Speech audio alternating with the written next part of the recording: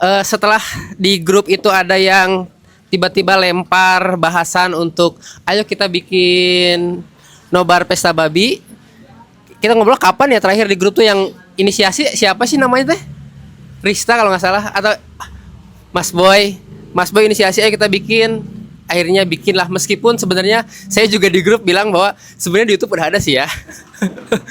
Udah disebar tapi mari kita nonton aja biar sekalian ada diskusinya. Dan itu di sebelah kanan teman-teman itu ada Chris dari pihak penyelenggara untuk nge-support. Terakhir kali saya terseduh-seduh nonton film itu filmnya Jumbo. Dan tadi berkali-kali saya nahan kayak pertanyaan pertama Pak Guru dari saya, nanti diskusi ke teman-teman ya. Setelah melihat video tadi, awalnya sih saya ngerasa bahwa oh ini mah hanya Prabowo TNI, tapi ternyata turun-temurun dari presiden-presiden sebelumnya. Tanggapan Pak Guru dari proyek tersebut dan film tersebut dahulu deh boleh. Iya, jadi teman-teman, assalamualaikum warahmatullahi wabarakatuh. Perkenalkan buat yang belum kenal, saya biasa disapa Guru Gembul. Apa? Suara saya kurang kedengeran, itu ada motor. Ya, jadi teman-teman, saya tuh sebenarnya nonton film Pesta Babi itu berasa nonton film Avatar 1. Jadi ada cerita manusia-manusia langit yang tiba-tiba datang, kemudian ngambilin sumber daya di situ, dan akhirnya orang-orang yang di sana tuh kejajah juga gitu. Nah, kenapa bisa seperti itu dan kenapa harus turun-temurun antar presiden seperti ini? Saya jelaskan begini, teman-teman semua. Sejak era reformasi, kita tuh menghancurkan salah satu basis ekonomi terkuat kita. Jadi di masa Orde Baru kita tuh ada basis ekonomi yang sangat besar, yaitu apa? 9 naga. Nah, 9 naga itu biasanya mereka itu bisa memiliki kekuatan yang besar dan bisa dimanfaatkan oleh pemerintah untuk bikin proyek-proyek strategis nasional, sekaligus juga bisa memompa industri-industri kita. Makanya semua industri besar yang ada di Indonesia sekarang itu semuanya dimulai dibangun di zaman Orde Baru. Kita tahu Astra sebegitu besarnya, itu zaman Orde Baru. Alfamart, Indomart, ya terkenalnya sekarang, tapi dibangunnya pas zaman Orde Baru. Jadi industri-industri besar di Indonesia itu dimulainya di zaman Orde Baru. Kenapa seperti itu? Karena pada waktu itu pengusaha-pengusaha itu punya satu keyakinan bahwa saya berani ngambil bisnis yang balik modalnya 10-20 tahun ke depan tuh bisa berani.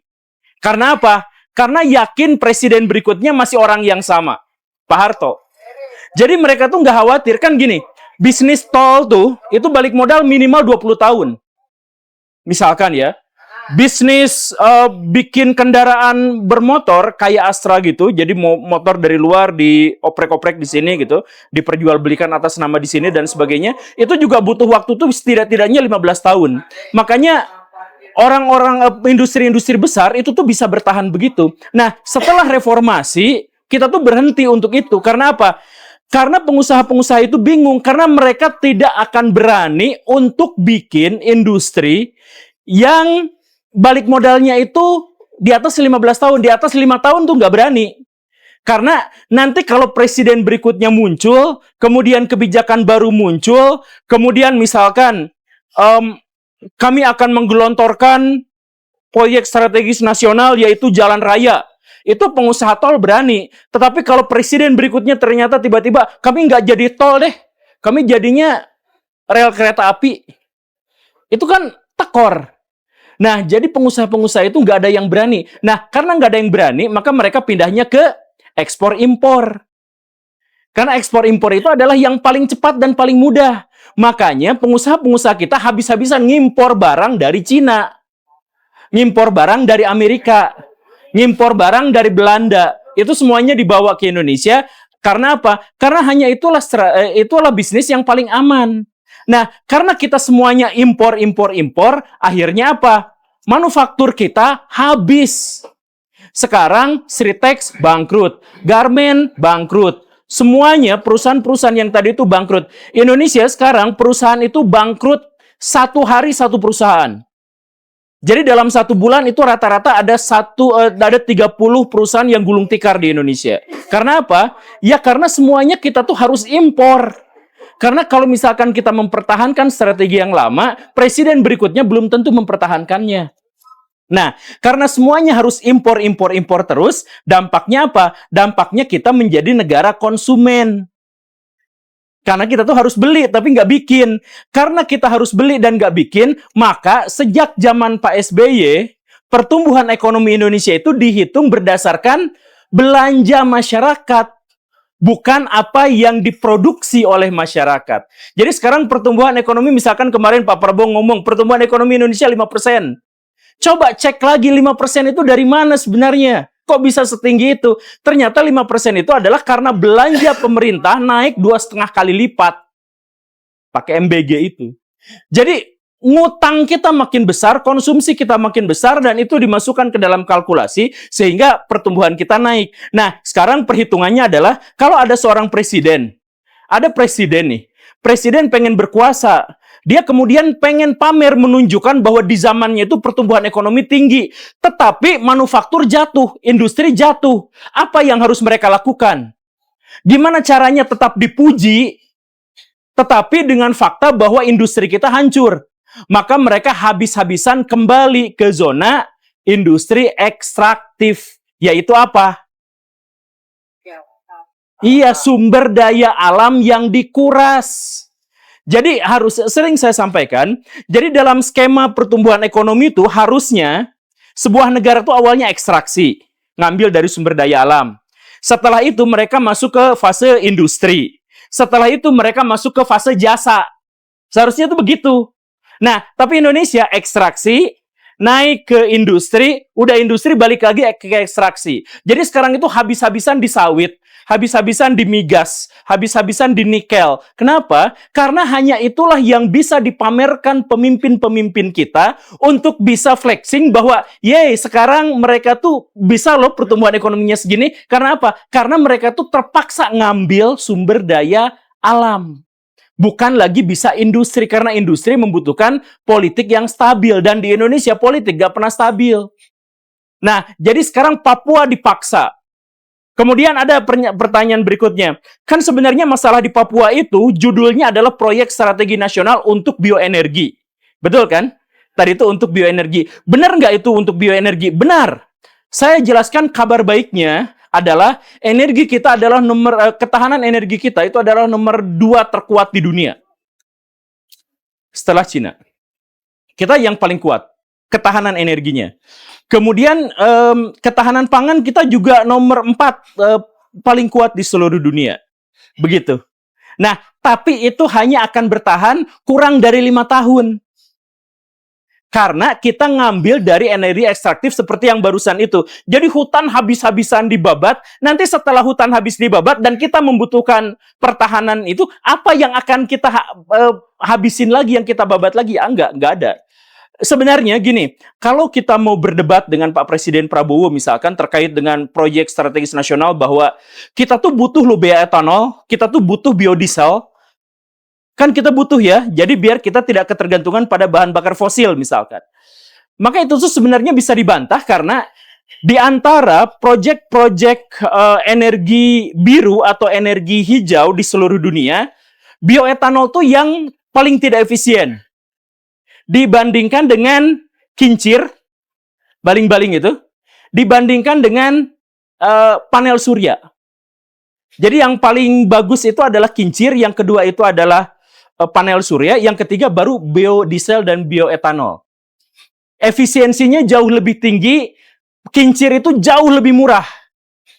Yang dibangun di sampai Jokowi di Sulawesi itu jauh lebih murah daripada bioetanol. Karena bioetanol tuh lahan segede gabannya harus dihabisin, dibabatin gitu. Wah, pokoknya ribet banget. Tapi kenapa pemerintah kita sekarang memilih untuk bioenergi? Menggunakan singkong, menggunakan sawit, dan sebagainya. Ini plot twistnya. Karena kalau kita bikin pembangkit listrik tenaga angin, pihak yang dilibatkan sedikit. Proyeknya tidak bisa dibagikan untuk banyak orang.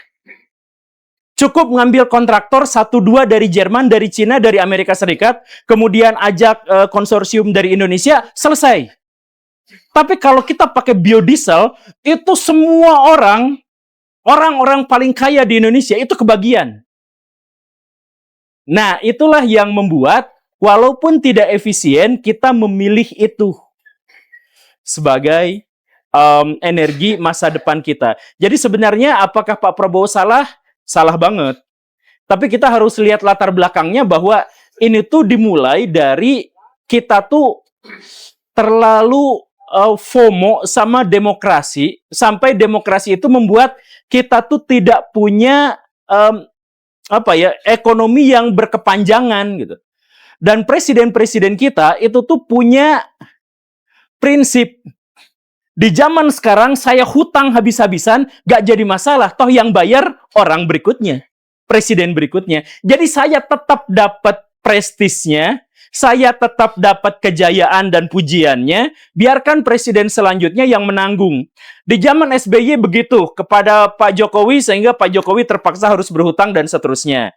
Di zaman Pak Jokowi begitu, sampai di zaman Pak Prabowo lebih tinggi lagi. Pak Prabowo juga begitu seterusnya, sampai utang Indonesia itu boro-boro terlunasi, tapi akan terus-terusan mengendap dan makin lama makin tinggi. Karena apa? Karena setiap presiden fokus gimana caranya agar di zaman saya punya legacy untuk diflexingkan kepada negara lain. Itulah pula kenapa presiden-presiden kita itu selalu punya program yang kekeh surukeh dan tidak mau dirombak.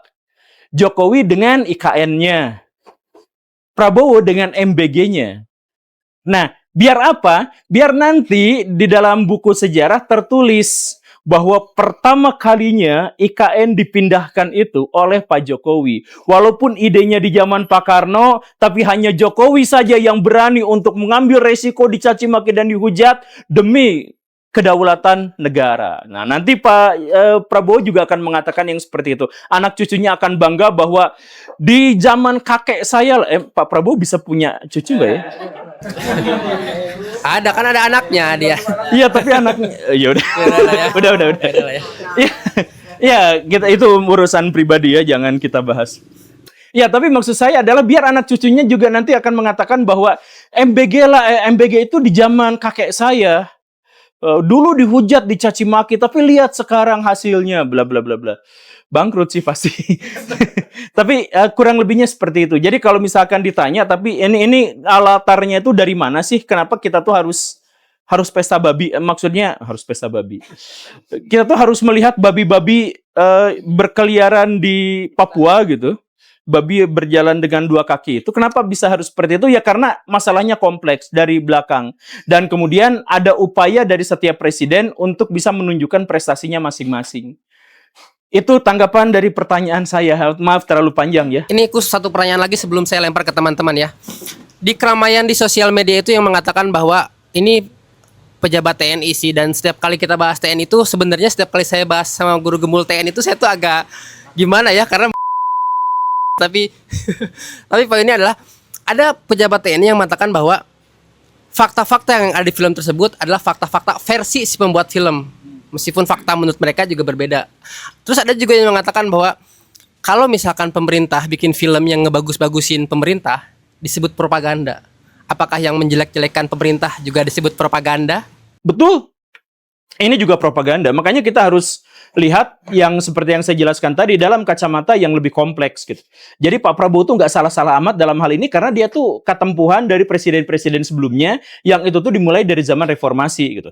Cuman bahwa beliau pengen flexing itu juga adalah fakta yang tidak bisa dilepaskan. Makanya saya tuh bikin video yang nggak laku sayangnya. Saya tuh bikin video soal demagog yang memastikan bahwa dalam iklim demokrasi di Indonesia, kita tuh meniscayakan bahwa presiden kita itu adalah presiden yang pasti jadi demagog.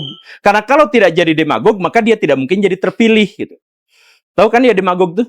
Adalah orang-orang yang gak becus, tetapi mereka terpilih gara-gara dia bisa mengiming-imingi rakyat dengan janji-janji palsu. Sering saya katakan dan saya akan ulang lagi di sini. Jadi kalau ada 2 orang presiden atau calon presiden yang muncul di Indonesia, yang satu mengatakan Indonesia bangkrut, Lihat, Indonesia miskin, Indonesia jelek, pendek, pesek, belek, bau ketek, dan seterusnya. Kemudian dia bilang, karena Indonesia sekarang lagi bangkrut, ayo kita berjuang sama-sama. Coba tahan lapar dulu, tahan napas dulu, tapi kita harus berjuang habis-habisan. Satu calon presiden mengatakan seperti itu, dan presiden yang satu lagi mengatakan Indonesia bangkrut, maka saya akan bagikan makan siang gratis, saya akan bagikan internet gratis, biarkan anggaran kita membengkak, biarkan utang kita besar, yang penting kalian semua akan dapat gratis. Yang dipilih yang mana? Pasti yang kedua. Itulah pilihan kita, gitu. Kalau mau pilihan yang jujur, pilihlah presiden yang bukan menjanjikan kesenangan, tapi pasti pilihlah presiden yang menjanjikan penderitaan. Coba kita tuh lagi miskin, mau kaya. Kita miskin nih, negara kita miskin, mau kaya. Janji yang real itu adalah, nah, ayo bekerja keras, berjuang sampai kamu jadi orang kaya. Itu real kan? Tapi yang pendusta itu pasti akan mengatakan, nah, udah aja semua saya kasih, makan, jajan, semuanya saya kasih. Biar kamu enak. Nah, orang kedua itulah yang pasti dipilih dalam iklim demokrasi di Indonesia. Jadi Pak Prabowo terpilih adalah karena dia demagog. Jokowi terpilih karena dia demagog. SBY terpilih karena dia demagog. Karena semuanya memberikan angin surga. Gitu. Nah, itu jadi pertanyaan tadi apa sih? Lupa. Apakah film itu propaganda? Nah, kemudian ya, apakah film itu propaganda? Di semua iklim demokrasi, itu yang paling utama itu adalah propaganda.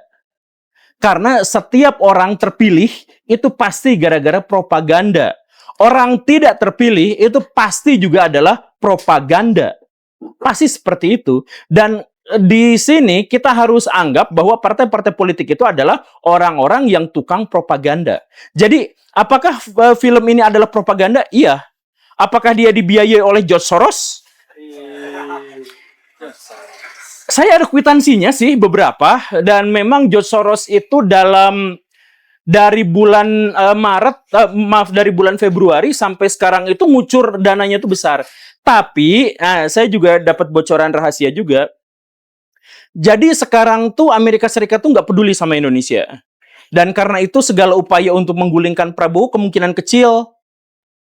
kemungkinan besarnya tidak akan berhasil. Karena ongkosnya kurang. Jadi syarat Indonesia untuk menggelar revolusi atau pergantian pemerintahan itu adalah keterlibatan Amerika Serikat. Menggunakan agen-agennya, menggunakan propagandanya. Itu pasti. Jadi misalkan Soekarno lengser tuh gara-gara demo masyarakat Indonesia, iya. Tapi siapa yang membiayai tokoh-tokoh besarnya? Alhamdulillah, Amerika Serikat sudah mengakui keterlibatan itu. Termasuk juga Pak Harto. Apakah Pak Harto dilengserkan oleh Amin Rais dan rakyat Indonesia? Iya. Tapi siapa yang mengongkosi Pak Amin Rais dan teman-temannya? Ya, setidaknya IMF sudah mengakui itu terang-terangan dan terbuka. Begitu. Nah, sekarang kalau Pak Prabowo mau digulingkan gara-gara propaganda George Soros dan sebagainya, George Soros tidak fokus ke Indonesia sekarang karena dia tuh lagi bantuin Amerika Serikat untuk mikir gimana caranya propaganda di Iran dan di Cina. Jadi kita nggak kebagian stok, dan karena itu kita sekarang ya tidak dilibatkan, tidak diperhatikan, dan akan diabaikan. Makanya sekarang walaupun kondisi kebencian dan ketidaksukaan serta kekecewaan masyarakat itu memuncak terhadap pemerintahan, tapi ada satu fakta yang unik, bahwa kita sampai detik ini nggak pernah punya skenario kalau Pak Prabowo lengser, penggantinya siapa. Kita nggak punya itu. Kalau baru ada ya? Nah, ya kalau mati, iya. Nggak, maksud saya ini rakyat gitu ya, rakyat yang sedang kecewa gitu. Jadi maksud saya, kalau zaman Pak Harto itu dulu pas dilengserkan, itu tuh calonnya tuh mendadak banyak. Dari Yusril, Gus Dur, Megawati, sampai Amin Rais. Sampai bikin 4 serangkai gitu. Ada Sri Bintang Pamungkas dan sebagainya. Ada Sri Sultan Hamengkubuwono dan sebagainya, bisa ada. Waktu Pak Karno digulingkan, siapa penggantinya? Itu ada Pak Harto. Itu ada Suprapto, siapa itu jenderal di atas Pak Harto itu. Itu ada semuanya. Nah, tapi sekarang, kalaupun ada propaganda, kalau ini benar propaganda, kita tuh nggak tahu calonnya siapa, karena Amerika Serikat nggak menaikkan calonnya. Kenapa nggak menaikkan calonnya? Ya karena ongkosnya nggak ada, karena habis buat propaganda di Cina dan di Iran. Gitu. Jadi sekarang kita adalah ya diabaikan gitu. Jadi Ini saya bicaranya netral dalam hal saya nggak pro atau kontra gitu. Yang jelas propaganda itu ada. Apakah film ini juga propaganda? Ya propaganda karena jadi fakta dan propaganda itu adalah dua hal yang berbeda ya. Jangan dibilang kalau ini propaganda berarti nggak fakta gitu. Atau kalau ini fakta tidak butuh propaganda, ya enggak juga, enggak kayak gitu. Jadi itu adalah dua hal yang berbeda. Yang dijelaskan tadi itu fakta. Saya bisa mengkonfirmasi itu bukan gara-gara saya orang Papua, tetapi karena hal itu tuh sudah terjadi di Sumatera dan Kalimantan sejak belasan tahun yang lalu. Itu beneran. Jadi orang pemilik hutan, suku adat, suku marga, kemudian dia memiliki tanah, memiliki kebun yang ada di Sumatera itu kemudian diusir oleh perusahaan-perusahaan besar, itu fakta. Dirubah jadi sawit, itu fakta. Kemudian eskavator berdatangan, itu fakta. Di Kalimantan juga seperti itu juga adalah fakta. Di Indonesia itu ada sekitar 300.000 kepala keluarga. Ini belum masuk Papua ya. 300.000 kepala keluarga atau keluarga yang tanahnya diambil. Jadi sepertiga dari sejuta orang, sepertiga dari sejuta keluarga, artinya lebih dari 1 juta orang. Itu tanahnya diambil, tanahnya dirampas, atau tanahnya dibeli paksa dengan harga yang sangat murah. Dan itu datanya juga sudah ada. Dan itu deforestasi, itu hutan yang diubah fungsi menjadi yang lain-lain. Biasanya sawit. Begitu. Nah, sawit jelek nggak sih? Ya, enggak. Kita tuh enggak anti sawit. Cuman, ya harus sesuai dengan keseimbangan alam gitu. Sawit sekarang itu benar-benar tidak sesuai dengan keseimbangan alam. Dan kalau bisa dikatakan ini bioetanol kita berhasil ya, tapi biodiesel kita, biodiesel kita tuh berhasil, tapi bioetanol kita tuh bangkrut. Nah, kenapa diesel berhasil? Karena sawit kita tuh terlalu banyak. Nah, jadi dan apakah sawit dan biodiesel kita sudah bisa dipakai? Bisa, tapi jumlahnya sangat sedikit dan keuntungannya sangat sedikit dibandingkan dengan hutan yang sudah habis dibabat. Karena pembabatan hutan itu rumusnya sama. Kalau sawit, keuntungannya adalah untuk segelintir orang. Kalau hutan, keuntungannya jangankan untuk manusia, untuk hewan dan tumbuhan pun mereka dapat untung semuanya. Begitu. Silakan kalau ada yang mau diskusi lebih. Pengganti Prabowo adalah Mama Gufron ya, setuju nggak kalian? Wah, saya jadikan judul thumbnail itu. Assalamualaikum warahmatullahi wabarakatuh. Waalaikumsalam. Malam Pak Guru. Ini sebenarnya saya tadi ada penyampaian pesan dari senior saya di tempat kerja. Kebetulan namanya disamarkan, biasanya dipanggil Abang. Juga kebetulan nonton Pesta Babi. Kebetulan si Abang ini penyintas dari tragedi Perang Sampit di Kalimantan. Waktu 2001 si Abang masih 9 tahun menceritakan hampir sama kasusnya. Perang Sampit ini terjadi akibat ada provokasi adu domba yang dilakukan oleh intelijen aparat TNI yang ternyata itu tanah adat orang Dayak di sana dilakukan untuk pertambangan batu bara dan lahan sawit juga Pak Guru. Makanya entah kenapa kayak ada sesuatu dilakukan oleh para perusahaan ini untuk melakukan adu domba antara masyarakat Dayak dan Madura. Akhirnya terjadi tragedi Perang Sampit yang waktu 2001 itu. Yang kemudian pertanyaannya adalah, mumpung sekarang tanggal 21 Mei, hari kejatuhannya Soeharto, saya tadi merangkum ada beberapa kasus yang bisa dibilang 28 tahun kita reformasi, tapi hampir sekarang nggak ada pembersihan, nggak ada reformasi yang terjadi di kita. Seperti banyak yang bilang scam lah terjadi dari 98. Memang demokrasi terjadi, tapi korupsi semakin terjadi di mana-mana, pungli di mana-mana, tapi masyarakat semakin tertekan oleh kemiskinan dan ekonomi yang semakin timpang. Yang ketiga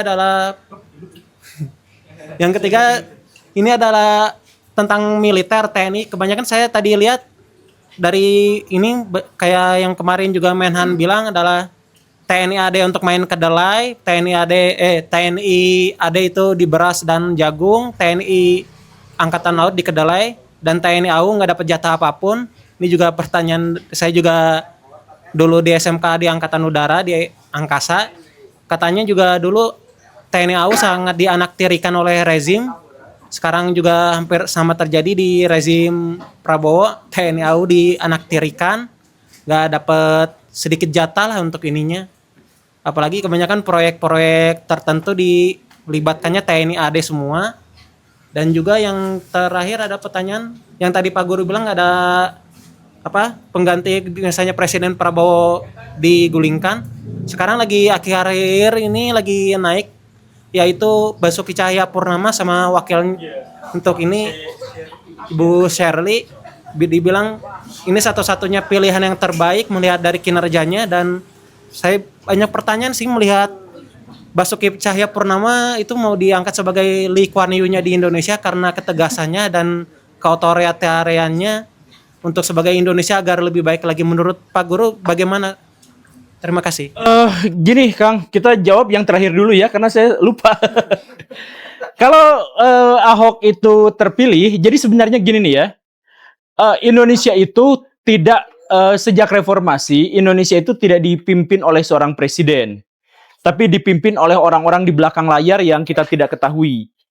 Nah, jadi kalau Ahok berkuasa misalkan, dia tuh hanya berkuasa secara seremonial aja.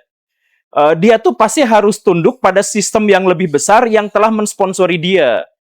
Begitu, Kak. Jadi ini tuh bancakan kekuasaan rame-rame.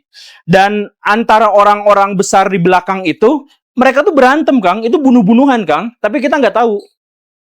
Jadi penguasa-penguasa kita yang wajahnya kan Pak Prabowo, tapi di belakang Pak Prabowo itu banyak. Nah itu bunuh-bunuhan tuh kita nggak tahu. Serang-serangan tuh kita nggak tahu. Jadi ya ada yang anaknya mendadak mati, gitu. Ada yang perusahaannya tiba-tiba kebakaran, gitu. Ya itu macam-macam. Gitu. Tapi balik lagi. Jadi kalau nanti Ahok yang berkuasa misalkan, itu salah kaprah. Karena kita tuh kalau dulu zaman kerajaan gitu, baik buruknya negara tuh tergantung raja, oke. Nah kalau sekarang tuh oligarki, oligarki tuh dia tuh ada dua sistem. Yang pertama dia membiayai penguasa, atau yang kedua dia menjadi penguasa. Nah kayak gitu. Nah karena itu maka yang berkuasa tuh sebenarnya bukan profil pribadinya, tapi duitnya dan sistemnya. Ya kayak tadi itu ketika Pak Jokowi naik, itu pengusaha-pengusaha di belakangnya tuh naik. Ketika Pak Prabowo naik, pengusaha-pengusaha di belakang Pak Jokowi itu turun. Nah, siap kudeta, perang di belakang layar tanpa kita ketahui. Jadi kalau Ahok maju, kalau dia bagus, dia hilang kepalanya. Ini tuh mirip hal kecil-kecilan, hal sederhana lah. Mirip dengan Pak Purbaya. Pak Purbaya itu awalnya kan kelihatan keren kan, karena dia tuh bongkar-bongkarin masalah dan kejelekan pejabat yang lain kan. Tapi kan di briefing pada akhirnya, jadi sekarang Pak Purbaya itu nggak lebih dari tukang cebokin pernyataan-pernyataan Pak Prabowo. Ya kan? Pak Prabowo ngomong, rakyat tidak butuh dolar, dia cebokin gitu kan. Ya kayak gitu doang. Akhirnya sekarang jadi seperti itu. Dan program-program Pak Purbaya sekarang nggak kelihatan. Apa coba yang berhasil? Kan nggak ada. Nah, jadi ya tanpa mengurangi rasa hormat kita kepada Pak Purbaya dan Pak Prabowo, sejatinya pemimpin yang muncul satu atau dua orang sebagai figur itu nggak akan menolong. Bahkan ketika Gus Dur bangkit dari kematian, bahkan ketika Pak Harto di Edo Tensei, tetap tidak akan mengubah apapun. Itu pertanyaan keempat. Pertanyaan ketiga itu apa tadi? Ini banyak ada Tentara. tentara yang antara Oh iya. Gini nih. Sejak awal kemerdekaan Indonesia, tentara yang paling banyak itu memang Angkatan Darat. Yang terbanyak kedua adalah Angkatan Laut, dan yang terbanyak ketiga adalah Angkatan Udara. Dan karena itu, maka suaranya, kemampuan memaksanya, bergeningnya itu Angkatan Darat itu paling besar. Ini ada ironi, karena Indonesia itu negara kepulauan.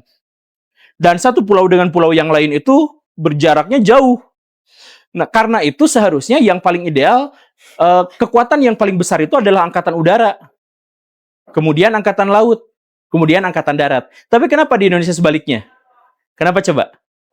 Alasan paling sederhananya adalah Jawa. Hah? Jawa sentris. Bukan. Alasan paling bukan. Alasan sederhananya adalah angkatan udara gak bisa terbang kecuali pakai pesawat yang kita gak bisa bikin. Angkatan laut membutuhkan kapal perang yang kita nggak bisa bikin.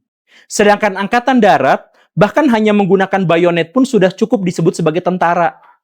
Dan karena itulah maka angkatan udara kita ketergantungan banget sama pesawat-pesawat Israel.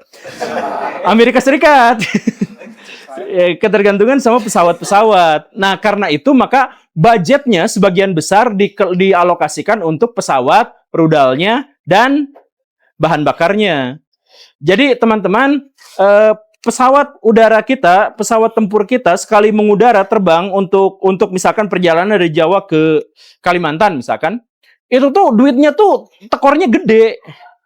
Itu tuh bisa ratusan juta sekali patroli. Terus angkatan laut kita pakai kapal gitu. Kapal patroli itu sekali muternya nggak dari Sabang sampai Merauke gitu. Misalkan hanya muter di Selat Malaka aja gitu. Itu tuh 9 miliar per sekali jalan. Aduh, woi, konspirasi. maaf. Ya nanti diberesin. Nah, sedangkan angkatan darat kita tuh kuatnya di infanteri kan. Kita tuh kuatnya di kavaleri karena semuanya tuh serba murah.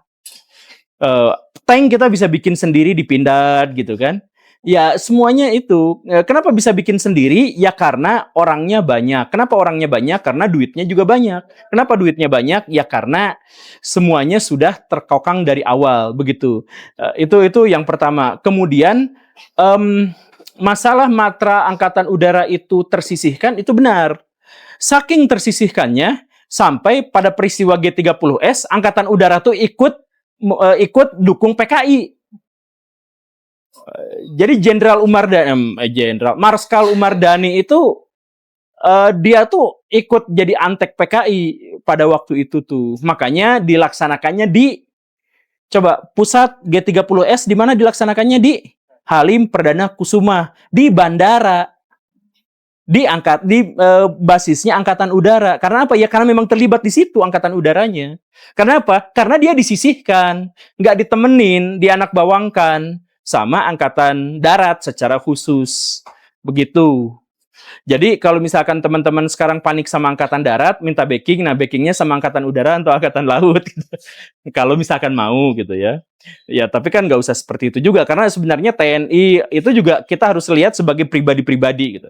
Jadi banyak di antara mereka juga yang sebenarnya sama keselnya dengan kita gitu. Cuman karena mereka ya di sana nggak bisa apa-apa gitu. Nah itu ini ya. Kemudian pertanyaan kedua saya ingat, nah di Sampit itu ada kejadian bahwa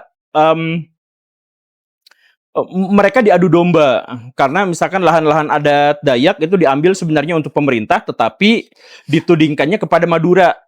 Ada benarnya, cuman pada waktu itu konteksnya sebenarnya bukan konteks adu domba antar suku demi sawit, tapi konteksnya pada waktu itu adalah dari tahun 98 sampai tahun 2003 itu tuh TNI kita tuh lagi perombakan besar-besaran dan mereka itu tidak tahu siapa kawan, siapa lawan. Contohnya, SBY, Wiranto, dan Prabowo itu ada di 3 kubu yang berbeda. Yang mereka sendiri tidak pernah tahu siapa yang akan mendukung mereka gitu. Makanya misalkan ketika ada penembakan mahasiswa, itu Wiranto tuh langsung nuding Prabowo Anda pelakunya. Itu langsung dituding. Nah, jadi karena apa? Karena pada waktu itu memang si tentaranya lagi bingung setelah Pak Harto meninggal, kita harus mendukung siapa nih? Kita tuh butuh inang, namanya juga tentara, butuh orang yang mengkomando mereka, tapi yang mengkomando mereka tuh udah lengser. Penggantinya Habibie itu sama sekali nggak ngerti soal militer atau mereka pahami tidak sesuai dengan kepentingan militer.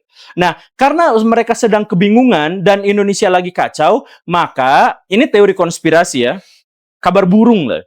Maka tentara-tentara itu harus menciptakan kerusuhan-kerusuhan besar-besaran di Indonesia agar tentara tidak lenyap, tapi tetap dibutuhkan. Jadi agar mereka tetap eksis, tetap ada, tetap berjasa. Dan agar Dwi Fungsi ABRI tidak segera hilang sebelum mereka mempersiapkan segala sesuatu, maka mereka harus meyakinkan bahwa rakyat Indonesia itu membutuhkan mereka. Maka kabar burungnya adalah Ambon, kemudian Sampit, kemudian Poso dan sebagainya itu adalah operasi militer. Dan ditambah lagi kasus-kasus mikro lah, kasus-kasus recehan kayak munculnya ninja di Jawa Timur atau kolor ijo yang jadi hantu pemerkosa cewek itu. Nah, itu operasi militer. Itu operasi militer biar apa? Untuk bisa menandai masyarakat Indonesia ini gengnya di mana. Sehingga nanti militer itu punya database untuk bisa menandai. Karena mereka sendiri itu sedang dalam keadaan yang chaos. Nah, sekarang kan Pak Wiranto sekarang jadi penasehat Pak Prabowo dalam militer gitu kan. Pak SBY pendukung Pak Prabowo gitu kan. Yaitu di depan layar. Tapi sebenarnya di tahun 98, tahun 99 sampai tahun 2003-an, gak ada satupun di antara mereka tuh yang ada dalam satu kubu. Makanya dulu saya pernah bikin video, tapi saya samarkan. Saya sebut di situ ada 9 oligarki. Salah satunya itu adalah Jenderal Merah dan Jenderal Hijau. Jenderal Hijau itu adalah Jenderal Merah itu adalah yang satunya lagi, dan kemudian Pak Prabowo itu adalah orang yang ada di tengah-tengahnya. Pak Prabowo itu di zaman itu ya, disebutnya adalah pengkhianatnya militer. Karena dia tuh sering bikin tindakan-tindakan di luar komando. Karena dia tuh merasa dekat dengan Pak Harto, jadi dia tuh sering bikin kebijakan-kebijakan, tindakan-tindakan, keputusan-keputusan yang di luar pangap, yaitu Wiranto. Makanya Wiranto langsung mengeluarkan pernyataan bahwa ini penculik tuh orangnya itu, gitu. Langsung kayak gitu. Terus dilaporkan kepada Pak Habibie. Pak Habibie kemudian dapat laporan juga bahwa ada pengerahan pasukan yang tidak diketahui. Lah, kenapa tiba-tiba ini kan tidak di luar perintah saya, kok tiba-tiba ada yang mengerahkan? Oh, Prabowo. Nah, Prabowo itu suka gitu. Suka bikin kebijakan sendiri di luar garis komando. Makanya sama Pak Habibie dipecat. Dan kemudian dia diketapel ke Yaman. Jordan maksudnya. Ke Jordan. Nah, tapi iya, sekali lagi bukan berarti Pak Prabowo itu jahat. Cuman dalam hal itu Pak Prabowo itu memang di luar garis komando dan dia itu dibenci sama Pak Wiranto setidaknya pada waktu itu. Dan Pak SBY, karena Pak SBY juga menjadi salah satu staf ahli yang menguatkan dugaan dan tuduhan bahwa Prabowo adalah pelaku di belakang kerusuhan-kerusuhan yang ada di Indonesia. Khususnya kerusuhan Mei 98. Begitu. Tetapi pada intinya adalah mau Sampit, mau Poso, mau Ambon, itu mereka itu punya skema yang sama. Yaitu tiba-tiba bermunculan preman-preman berkepala cepak. Berambut cepak. Di sana itu. Jadi laporan dari warga selalu sama. Gitu. Jadi di Ambon tiba-tiba ada yang ngomong, serang Nasrani, serang Nasrani. Orang Ambon bingung, kami nggak pernah ngomong Nasrani. Mereka orang Ambon nyebut orang Kristen tuh Serani gitu. Kenapa yang ada orang Nasrani dari mana ini tiba-tiba? Tapi itu kenapa tiba-tiba ada orang-orang tegap berkepala cepak itu jadi kayak gitu. Nah, itu ada sebuah fitnah bahwa TNI di belakang itu. Gitu kan. Kemudian pertanyaan pertama, apa itu tadi lupa? Apa ya? Apa? Oh, itu yang pertama ya, Sampit. Oh ya, tentara. Apa? Ya udahlah itu. Oke. Apa? Misalnya terjadi reformasi di sekarang ya, misalnya terulang lagi reformasi. Oh iya. Apa yang harus direformasi untuk di Indonesia sekarang, Pak Guru? Gak ada. Gak ada yang harus direformasi di Indonesia. Karena sebenarnya gini ya, sebenarnya kita tuh udah bagus. Kita tuh yang jelek tuh pelaksanaannya gitu. Kata-katanya kayak ini, kayak Smithla. Oh, apa? Pemerintah itu bagus, cuman yang pelaksanaannya aja yang jelek. Oh iya. Dia juga kan adalah orang yang suka ngajak lonte-lonte untuk bertobat gitu. Tapi banyak laporan bahwa dia juga pemain gitu. Ya, jadi emang pelaksanaannya aja yang, jadi dia tuh idealnya dia ngajak, tapi pelaksananya dia yang diajak gitu. Harus ahli yang gerak. Ada lagi teman-teman? Mau nanya dong. Sok, Johan. Jadi aku dapat berita, salah satunya saham komoditas itu turun karena Prabowo ingin ekspor itu lewat BUMN. Ini Ya. baru ya? Iya. Terbaru tuh. Nah, Berita hari apakah ini. ini berkaitan dengan yang tadi dibilang bahwa sekarang tuh industri manufaktur, infrastruktur kurang menarik, jadi masuknya ekspor impor. Impor kan udah lama dikuasain, Ya. sekarang ekspor mau dikuasain. Oh iya, iya. Jadi gini nih ya. Dalam pemikiran saya, Pak Prabowo itu mengeluarkan semua kebijakannya adalah untuk mempertahankan kekuasaannya. Bukan untuk rakyat, tapi untuk mempertahankan kekuasaannya. Ini dalam pikiran saya.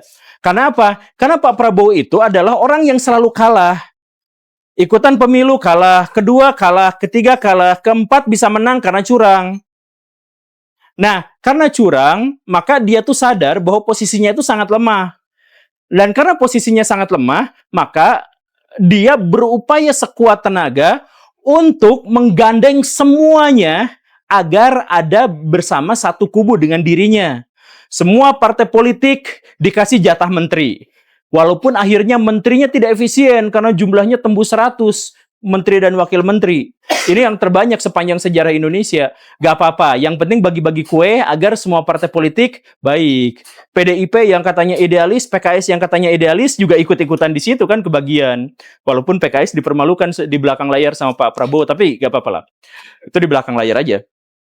Nah, tapi intinya adalah semuanya partai itu dikuasai. Dan karena semua partai dikuasai, maka DPR juga dikuasai oleh Pak Prabowo semuanya. Kemudian apalagi tambang itu dilanjutkan, yang kebijakan Pak Jokowi itu dilanjutkan. Jadi sekarang NU tuh bagaimanapun pasti dukung Pak Prabowo apapun yang terjadi gitu ya. Dan Muhammadiyah juga pasti seperti itu. Jadi nanti mau MBG, mau itu tambang di Papua dan sebagainya, itu pasti mereka itu akan dukung. Begitu. Mungkin karena sudah dikasih sama tambang, tapi mungkin juga karena kebijakan yang lebih baik karena dapat wahyu dari ilahi gitu, nggak tahu juga. Tapi ya seperti itu. Nah, jadi kalau kemudian Danantara misalkan, kan Pak Prabowo itu punya 3 lingkar. Lingkar terluar itu adalah tim suksesnya yang kemarin, terus lingkar yang lebih dalam itu adalah dari Partai Gerindra. Nah, ring yang terdalam lagi yang sangat eksklusif itu adalah ring tentara yang bersama dia sejak 98. Kan 98 itu seperti yang tadi ya, dia tuh dikucilkan sama tentara yang lain. Tapi ada yang setia sama dia kan. Nah, loyalis itu tuh sampai sekarang tuh masih ada bersama Pak Prabowo. Nah, mereka tuh yang akan disuapin, dikasih makan sama Pak Prabowo Subianto. Makanya apa-apa tuh dikasih ke tentara. Danantara dikasih ke tentara, MBG dikasih ke tentara, kemudian BUMN banyak yang dikasih ke tentara dan sebagainya. Nah, termasuk juga kalau nanti ada ekspor impor itu harus pakai BUMN dan lain sebagainya, itu juga adalah bagi-bagi kue untuk pendukungnya. Karena si lingkaran-lingkaran itu tuh harus tetap setia padanya. Karena apa? Ya karena dirinya sebenarnya Pak Prabowo itu hebat, luar biasa, jago 20 tahun yang lalu. Iya, jadi waktu dia bentrok dengan SBY, waktu dirinya mencalonkan sebagai wakil presiden, wakilnya Ibu Megawati, itu sebenarnya visinya tuh keren. Itu bagus, luar biasa. Saya masih ingat betul. Tapi seiring kekalahan dari kekalahan, jadi kan pengalaman manusia itu mengubah karakternya kan. Ya akhirnya dia tuh jadi sangat takut, sangat paranoid terhadap kekalahan, sangat paranoid terhadap kejatuhan, karena dia mengalaminya berkali-kali. Makanya, ya tiba-tiba ada undang-undang, tiba-tiba ada kepres ya, bahwa ekspor itu harus lewat satu jalur gitu. Ya ini kan pada akhirnya apa? Pada akhirnya menjadi monopolistik, kekuasaan hanya ada di ini. Jadi koperasi udah dimonopoli, apa-apa udah dimonopoli dan seterusnya ya begitu. Gitu. Ya tapi kita juga harus memahami inilah hasil dari demokrasi kita. Gitu. Dan kita tuh memang nggak akan maju. Ya, kurang lebihnya begitulah. Ada lagi nggak teman-teman yang mau nih sebelum KP-nya tutup? Tutup jam 10. Izin, Assalamualaikum warahmatullahi wabarakatuh. Selamat malam teman-teman, saya Lutfi. Izin mau tanya Pak Guru, saya punya cita-cita mau hijrah ke Papua, kalau misalnya suatu hari jadi gitu ya. Pertanyaan saya, optimisme apa yang perlu saya miliki dan apa sih yang bisa saya lakukan gitu ya untuk masalah-masalah yang hari ini mungkin ada di Papua. Itu pertanyaan pertama. Terus yang kedua tentang energi. Saya mahasiswa fisika dan salah satu yang saya teliti itu terkaitnya banyaknya tentang energi, sebenarnya tentang materialnya. Jadi energi itu hari ini kan semakin lama makin efisien gitu ya. Dan tadi yang Pak Guru bilang kita nomor 2 tertahan ya di dunia. Nomor 1 Cina. Saya meyakini itu karena setiap paper yang saya baca itu selalu Wang lagi, Ziu lagi, Liu lagi, itu aja, Chang lagi dan segala macam gitu ya. Dan ketika negara-negara lain itu risetnya itu tentang skala laboratorium, skala kecil gitu ya. Di Cina tuh risetnya banyak yang sudah industri, banyak yang memang sudah dipakai gitu loh. Aplikasi untuk satu desa isinya apa namanya tadi kincir angin, satu desa isinya solar panel dan segala macam. Sebenarnya energi itu hari ini buat apa sih? Apakah buat data center atau buat apa gitu? Kenapa kita terus-menerus mengkali lipatkan kebutuhan energi kita? Padahal orangnya sebenarnya nambahnya nggak sedemikian banyak. Bahkan mungkin ya itu ya apa namanya meskipun orangnya nggak sekian banyak, kita perlu ada orang baru yang namanya AI ini yang perlu kita kasih makan pakai air, pakai mungkin tadi bioetanol, nanti mungkin bisa ke sana juga atau gimana. Terus buat memberikan latar belakang, saya saya tinggal di sebuah komunitas yang namanya Rumah Belajar Kang Guru. Ini terinspirasi dari Hizmet yang berasal dari Turki dan sudah dibubarkan di 2016. Hizmet berasal dari kata khidmat kalau misalnya di bahasa Arab atau melayani gitu ya. Itulah tadi kenapa saya nanya ke Kang Guru apa sih yang bisa saya lakukan gitu loh di Papua kalau misalnya saya nanti ke sana. Sangat menarik pertanyaannya dan karena ini berlatar dari seorang yang memang mumpuni di bidangnya, saya sangat bangga sekali dan pertanyaannya memang benar-benar akurat. Indonesia itu kan ketahanan ketahanan energinya besar. Terus untuk apa kita nambah-nambah lagi? Nah, ini pertanyaan yang sangat penting karena apa coba? Karena sampai detik ini listrik kita surplus dan PLN kita itu kebingungan mau buang kemana energi kita tuh. Jadi kalau tadi, emang kenapa harus nambah? Betul, kita tuh listrik tuh kelebihan, kebanyakan, sampai PLN tuh bukan berpikir bagaimana caranya mendapatkan listrik, tapi bingung bagaimana cara memboroskannya atau membuangnya, karena memang energi kita tuh surplus. Nah, tapi ada yang menyakitkan dari surplusnya itu, yaitu apa? Bukan hanya soal itu. Yaitu bahwa surplusnya itu ternyata terlalu padat di satu kawasan dan di tempat lain banyak banget yang masih defisit tapi tidak terjangkau. Jadi masalah kita itu adalah kesenjangan dan ketidakmerataan energi. Nah, makanya bingung. Nah, ditambah lagi apa coba? Sekitar 70-80% penghasil energi kita itu batu bara.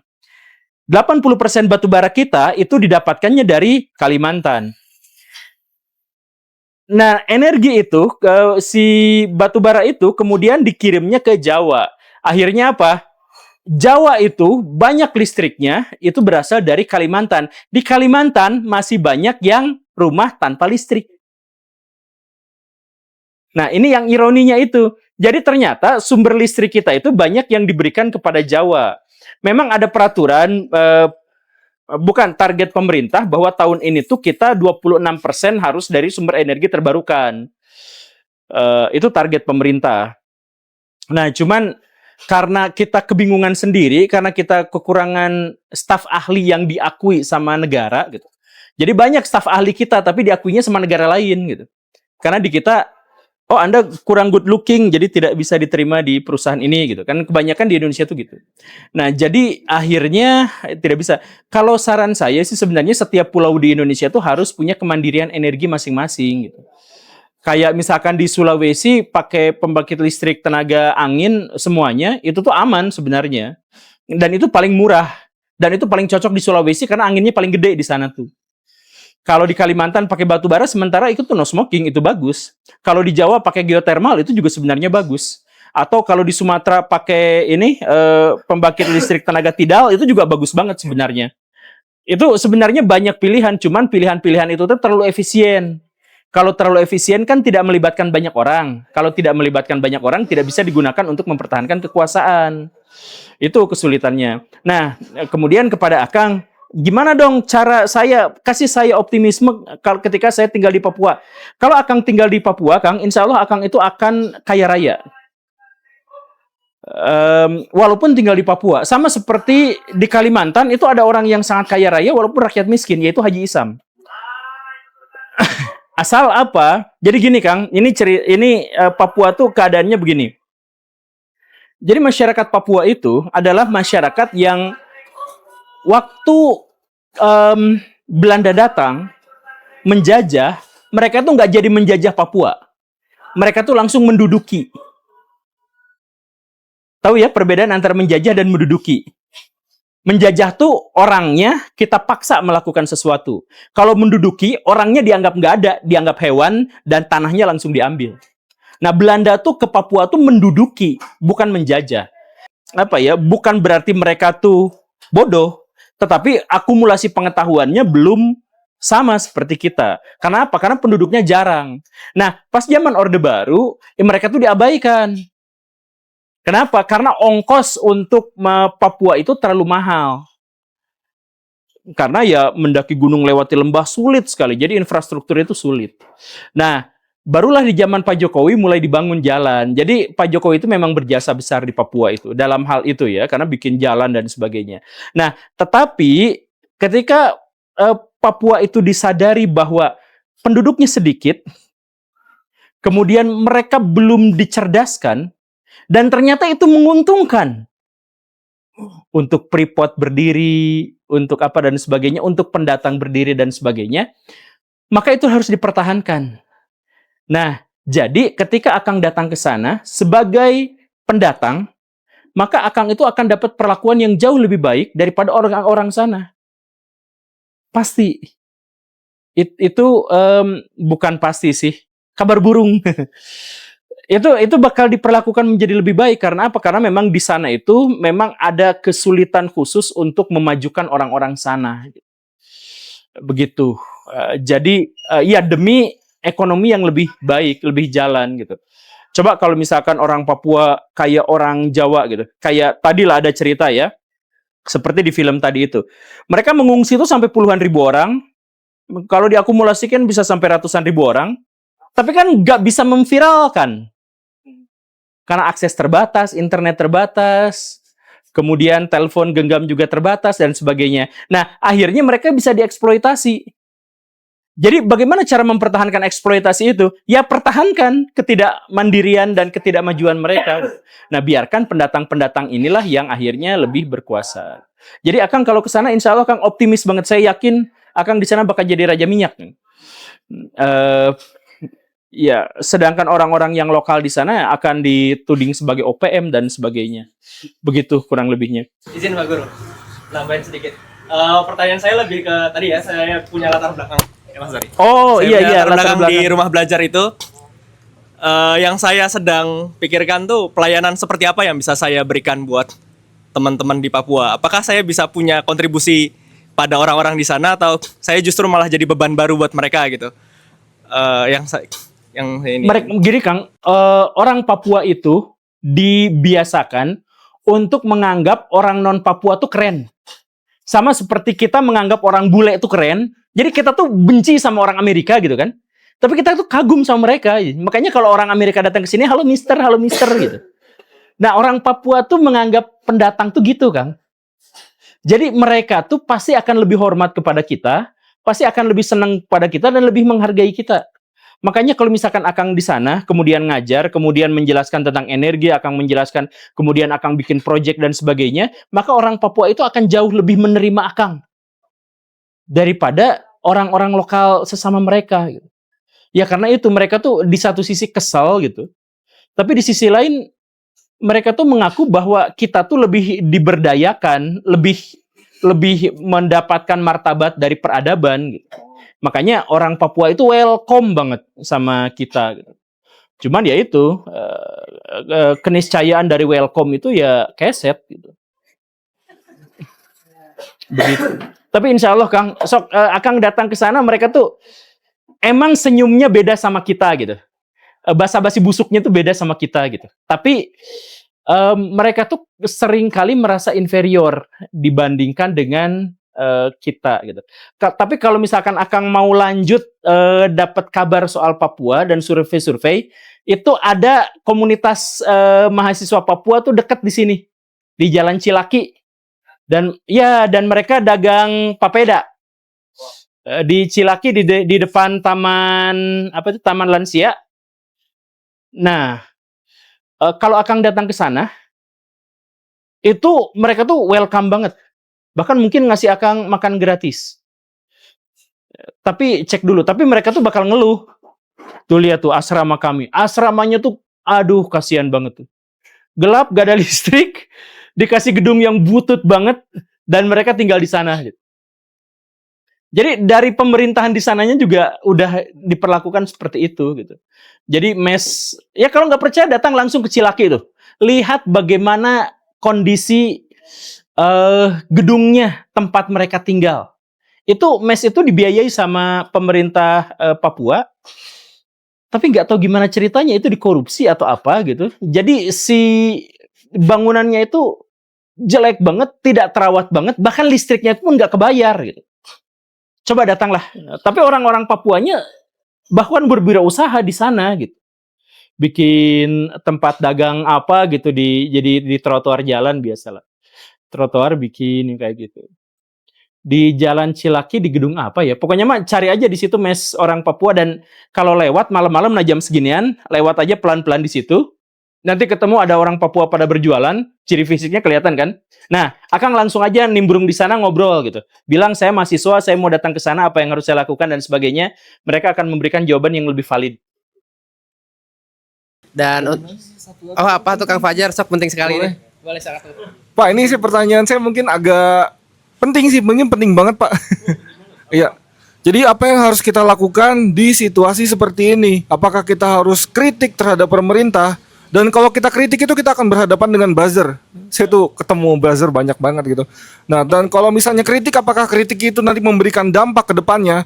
Atau kita harus menjadi seseorang yang egois dan mengutamakan keselamatan diri kita, pura-pura nggak tahu aja, yang penting kita selamat, banyak uang apa segala macam gitu. Jadi apa yang harus kita lakukan di zaman seperti ini, Pak?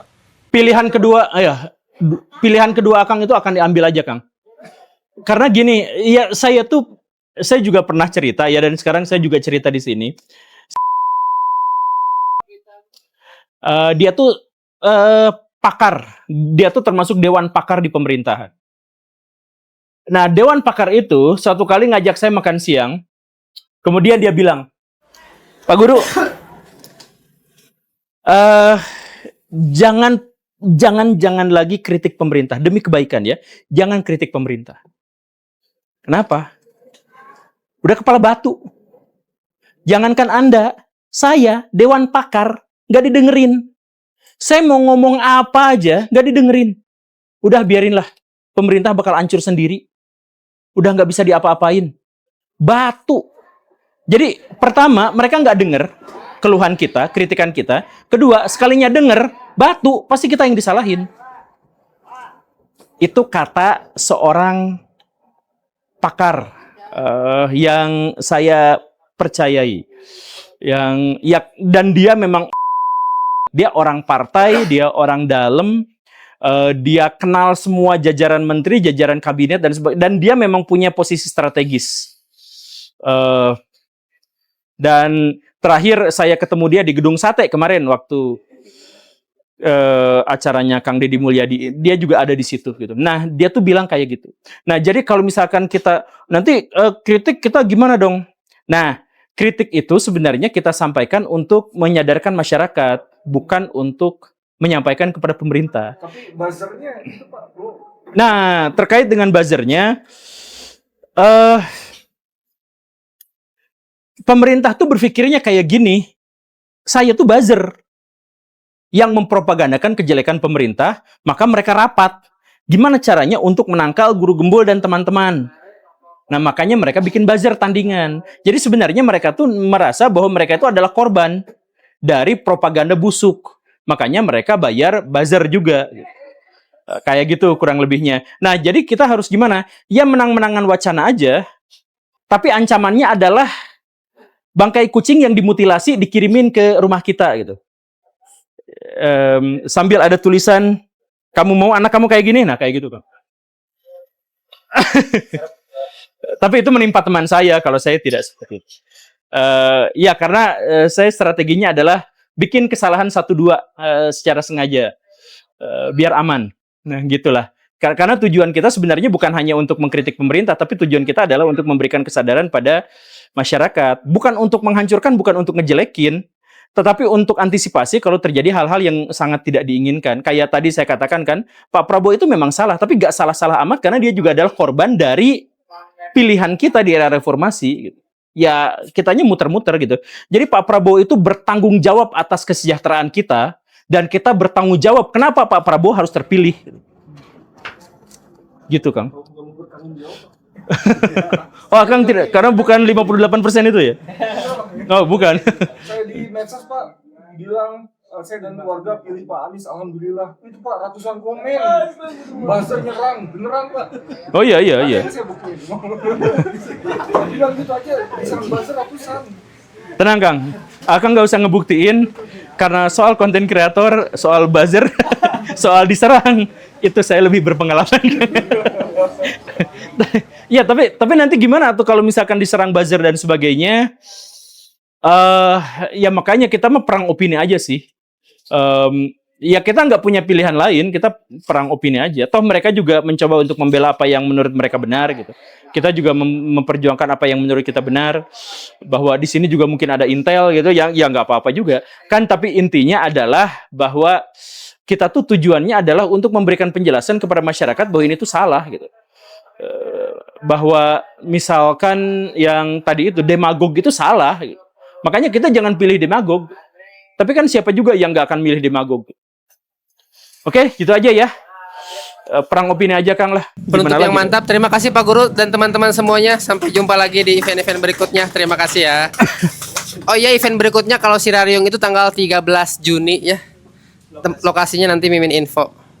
Terima kasih. Dan jumlah ini dibatasi ya karena Iya, karena tempatnya terbatas ya. Mohon maaf. Terima kasih sudah datang.